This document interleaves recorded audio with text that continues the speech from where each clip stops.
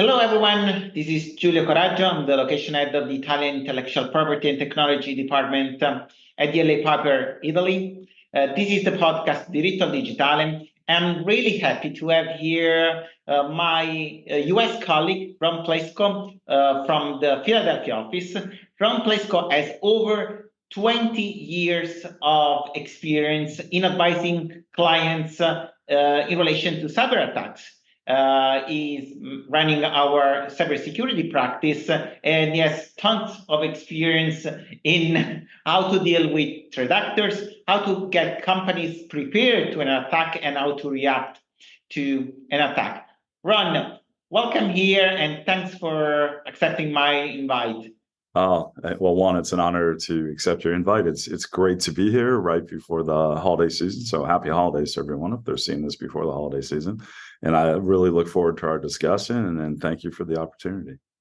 Yeah, I think, Ron, it's not a coincidence that you mentioned the holiday season, because we know that threat actors are ready to leverage situations where organizations are less prepared, and definitely the holiday season is the best moment. Is that right? Yeah, no, it's unfortunately for the men and women that do what we do for a living. I can tell you that I've never had I've always had an interrupted holiday, whether it's Thanksgiving in the United States, Christmas, all of the holidays get interrupted for the exact reason that you just said. The threat actors tend to use those times to attack our clients, to attack corporations, because they know that the staffing levels, personnel allocation to those clients will be less. The other thing that I heard, and I agree with the other day, I was talking to some FBI agents and British law enforcement as well. Yeah. And we're convinced that in the months of October and November, especially early November, the threat actors increase ransomware attacks and other type of attacks that make them money, because they need to make money, additional money, to go Christmas shopping or holiday shopping themselves. So I thought that was pretty novel. And then I put that to the test research-wise, and also put it to the test during ransomware negotiations. And we're talking to the bad guys, to the threat actors, and they admit that they are trying to make money to, like you or I, we want to buy our loved ones nice gifts.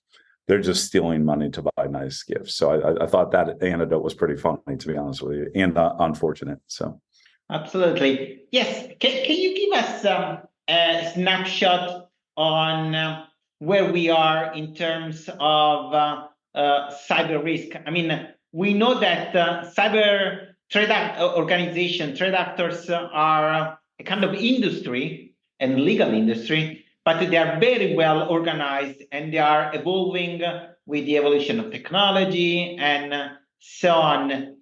What trends do you see at the moment in the cybersecurity market? It's such a broad question. Yeah, it's such a broad question when we only have a handful of minutes. So let me back into it this way. Look, I've been doing this for over 20 years, whether it's cyber response, hands-on keyboard forensics, myself.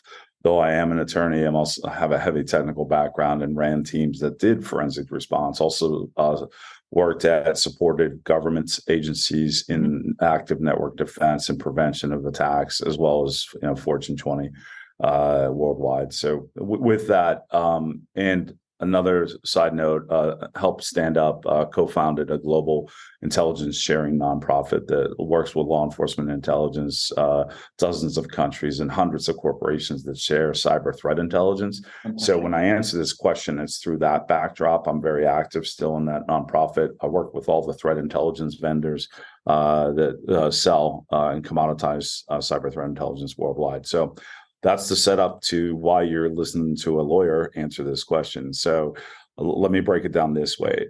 In my 20-year history, I've never seen it as bad as it is right now. Wow. And so I think that's because of a couple of reasons. First and foremost, we reached an inflection point with Russia's invasion of Ukraine that took place, in that inflection point. for the first time since the fall of the wall, the Berlin Wall, had put Russian organized crime at odds against Eastern European organized criminal threat actors, cyber organized criminal threat actors. So what I'm saying is Russian organized crime and cyber Eastern European organized crime that do cybercrime used to work together. Right after the fall, right after the invasion, for nationalistic reasons, a lot of the Eastern European organized criminal groups went against Russia, or Russia as a nation state, as well as Russia organized crime for their invasion.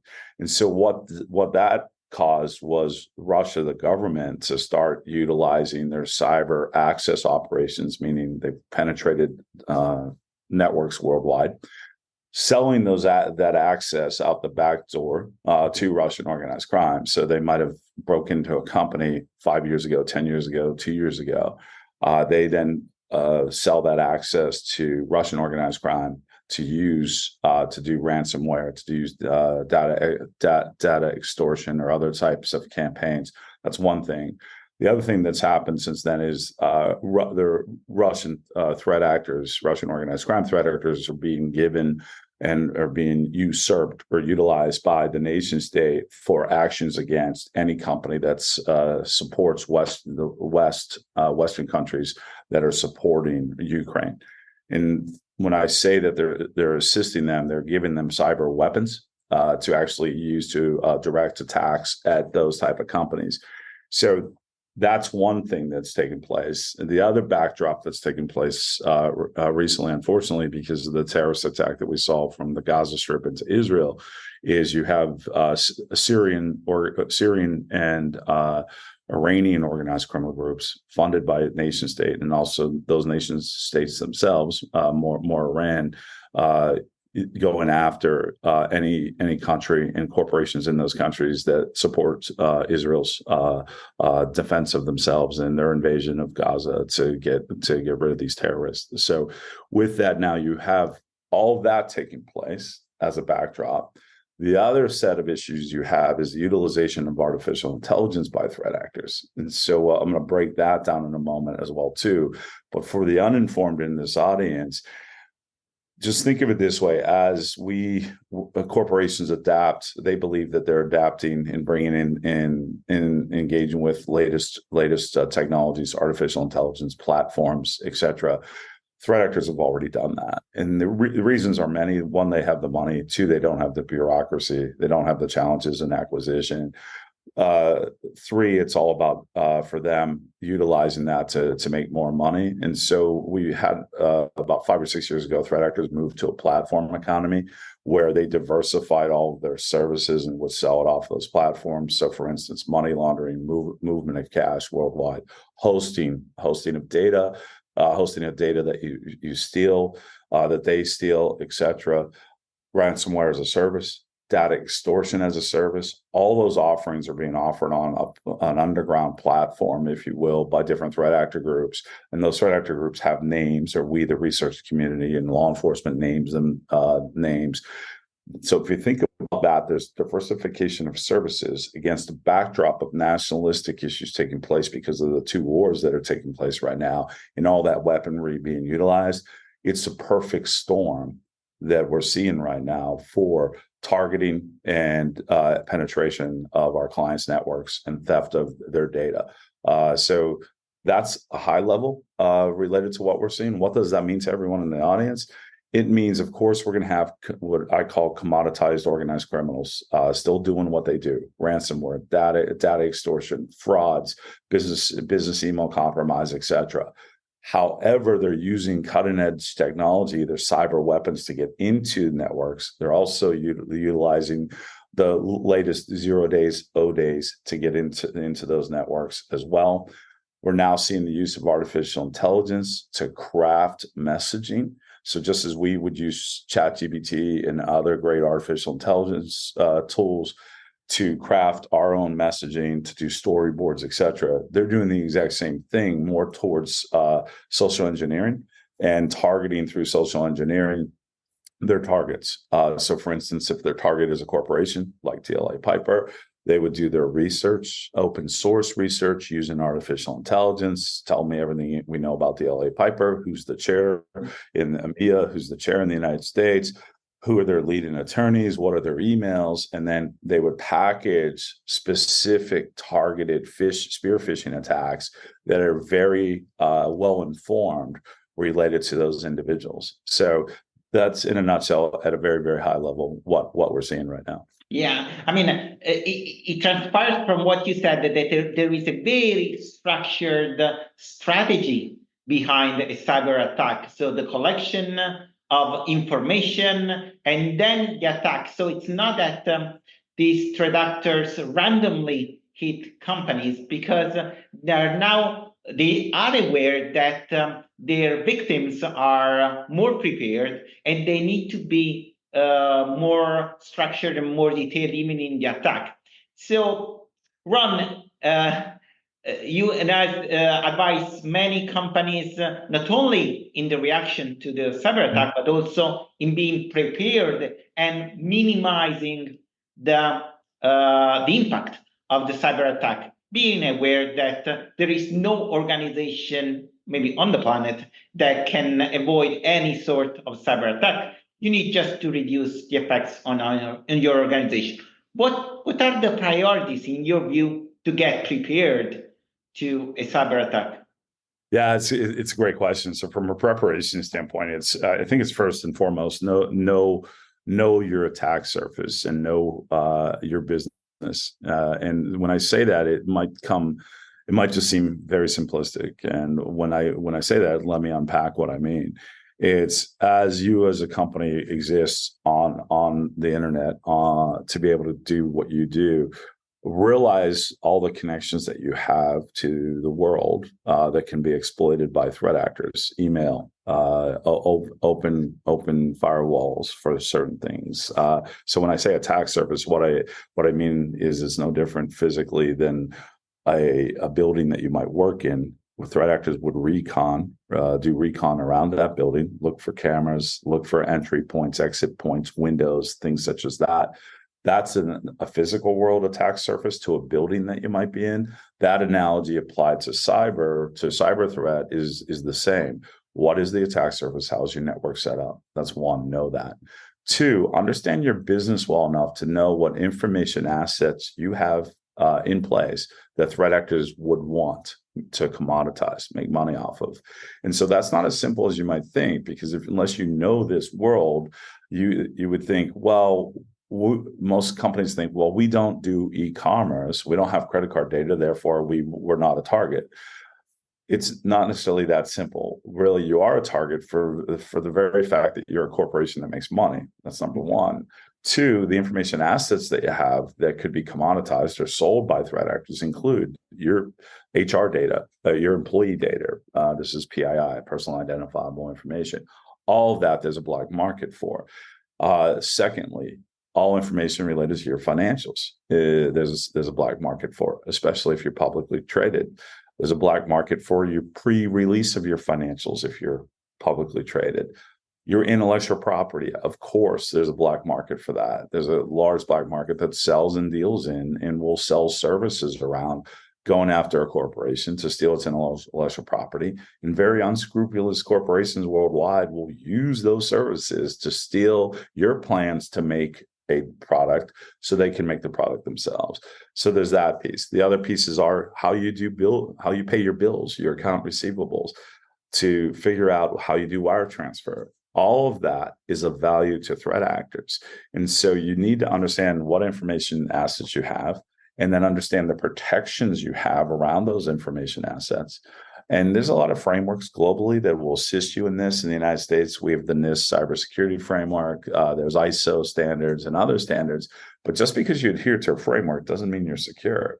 So understanding what I just said, your information assets, that in and of itself is really a keys to the kingdom analysis, if you will, and taking what those keys to the kingdom are, mapping them to the controls that you have in place, and then doing an analysis on what is the likelihood of initiation of a threat against those assets, and based on the controls, would it be successful? Understanding that fundamentally is key. The last two pieces that I would leave you with from a prophylactic standpoint is, if anyone in this audience plays any sports or watches sports, you have an appreciation for how much practice and time and energy goes into being an athlete and playing those sports, whether you're a professional athlete or you're like me, somebody that tries to play on the weekend. The more you practice, the better you get. I highly recommend practicing for cyber attacks. These are things we offer, such as cyber tabletop exercises, where we can do a very detailed one based upon your infrastructure, or we can do a higher level one, or we could go into the weeds with your tech team and work with our partners to design an attack, a zero-day attack against your infrastructure, to watch how it plays out without violating the law, without taking data from you. The more you practice, you form muscle memory, cerebral brain memory around how to react to a threat when it happens. So, of course, tabletop exercises is the last thing. Assessments. It's when I say cybersecurity assessments, it's not pen testing. You have to do all that. What I'm saying is hire people that know how to break in and have them break into your network. Pay them, do that under attorney-client privilege, have a cybersecurity assessment done. They will get in. And all those controls that you think you have in place that work to protect those information assets that I just discussed, they'll test that. And then doing something like that, in my mind, every year, either with your team's knowledge or without your team's knowledge, that's your decision. I would definitely do it under attorney-client privilege if you're in an area like the United States or elsewhere, because you want to protect those results meaning all the gaps that they find in your network. So those are a few things off the top of my head. Yeah, absolutely. I'm so surprised that sometimes organizations have very nice policies and plans, but then when an incident happens, you figure out that that the organization never tested their incident response plan, so they don't know whether it actually works. So, last question, Ron. If a company suffered a cyber attack, sure, and you're called, what are the immediate actions to be done? Sure. So I'm hoping that you can still hear me and that we are not suffering a cyber attack, as the video froze there a little bit, giving me looking like I have Botox or something on my face and freezing again. So I'm going to go off of Botox, but off of video.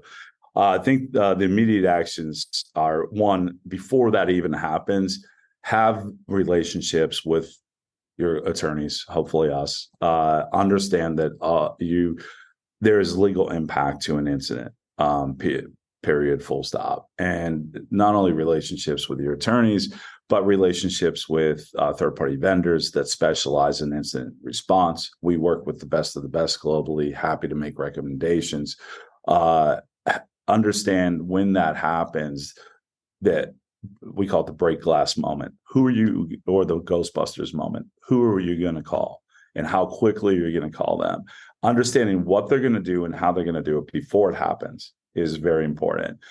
When an incident like that happens, depending upon the incident, you might need a ransomware negotiator. Having that relationship beforehand and having maybe a contract in place with them beforehand, that you have no time when your house is on fire to actually have time to go through procurement to bring a vendor on. I literally have a client right now that's been having an incident for like the last let's just say a couple of weeks, and they still haven't signed the contract with the incident response firm that is doing the response. So had they had all that prior to, that would have been a good thing. In the United States, we cannot, to protect it under privilege, the statement of work underneath a contract has to be entered into at the moment that incident response team's brought on. And it's at our direction, it's at the outside counsel DLA's direction. So I think those are a few things off the top of my head. Hopefully that's helpful. And hopefully this video will go back to working. So. Yeah, indeed. As you said, the worst thing you can do when a cyber attack happens is to be stuck in negotiations with your providers. Also, the negotiating power of your company while you are suffered a cyber attack might be weaker, and you need immediate support. Ron, This chat has been really interesting. Thank you for your insights, and I hope you're going to have a nice Christmas holidays with not too many interruptions, probably. And thank you again. Well, same to you viewing audience. Happy holidays, whatever your holidays may be, and thank you for the opportunity to do this. Please reach out to us if you need anything further after this discussion. And thank you all, and Happy New Year.